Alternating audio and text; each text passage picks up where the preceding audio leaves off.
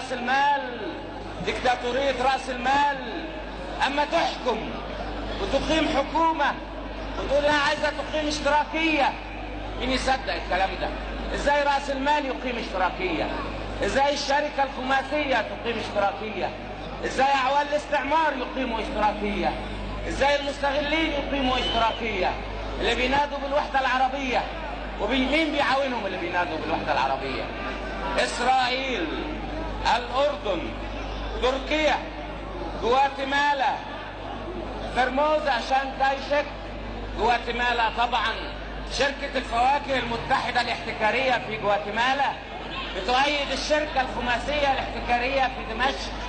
الملك حسين اللي خضع للاستعمار وأعوان الاستعمار واللي ورث الخيانة دائما.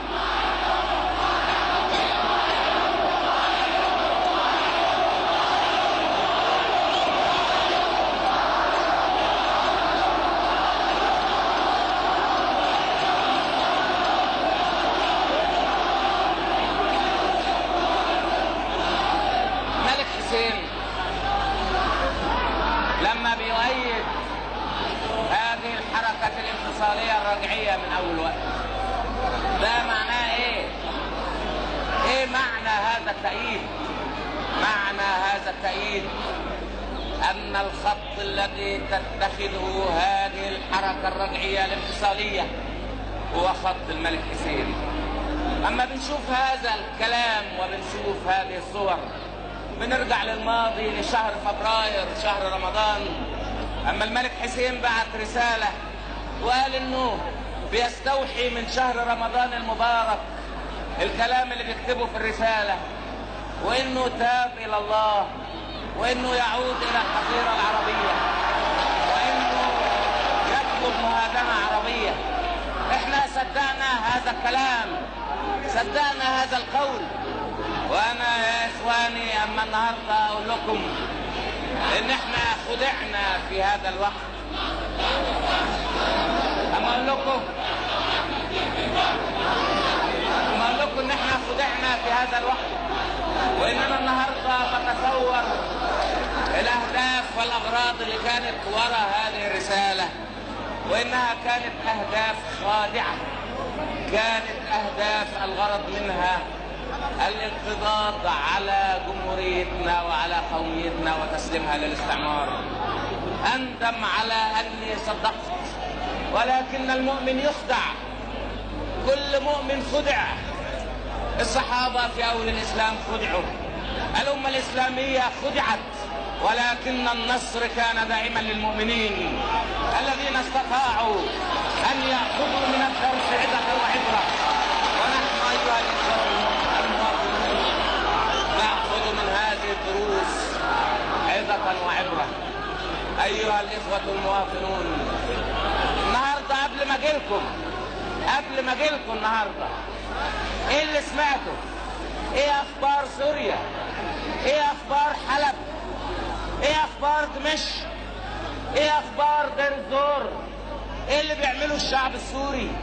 قبل ما أجي سمعت في القاهرة إذاعة بتقول اللحظة الحاسمة هي لحظة الوحدة. الشعب في حلب والشعب في دير الزور يكافح ويناضل في هذه اللحظات الحاسمة لإنقاذ وحدته وإنقاذ كيانه وإنقاذ الجمهورية العربية. أيها الإخوة، هذه الإذاعة مستمرة من الصبح من أجل وحدة ومن أجل الجمهورية العربية المتحدة. ده يا إخواني ده الشعب السوري، الشعب العربي السوري، ده الجيش العربي السوري من يوم الخميس لغاية النهاردة في قتال في حلب، في قتال في دمشق، في قتال في دير الزور. امبارح البنات في حلب هجموا على الإذاعة ولم يطلبوهم الرصاص. البنات في حلب الفتيات، ده شعبنا، دي أمتنا، احنا ايها الاخوة واجهنا حملة كبيرة من الافتراءات، واجهنا حملة كبيرة من التشويش، واجهنا حملة كبيرة منذ اول يوم من ايام الوحدة. من اول يوم قالوا الوحدة تسلط مصري، من اول يوم قالوا الوحدة استعمار مصري، ارادوا يفرقوا بين الاخ واخوه، ارادوا انهم يحققوا هدفهم، لان هدفهم كان دائما ان تكون هناك امة عربية مقسمة لا امة عربية واحدة. ولكن هل انطلى هذا الكلام على الشعب العربي في الجمهورية العربية المتحدة؟ لم ينطلي هذا الكلام ابدا. قالوا ان السجون ملآنة بالمعتقلين، قالوا ان في آلاف من المعتقلين، قالوا ان في حكم بوليسي. النهارده من يوم الخميس واحنا بعد 4 ايام النهارده لم يعلنوا عدد المعتقلين في سوريا. ليه؟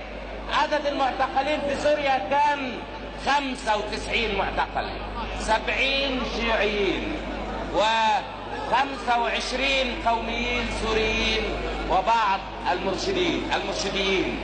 دول المعتقلين، ولهذا لم يعلنوا الاعداد.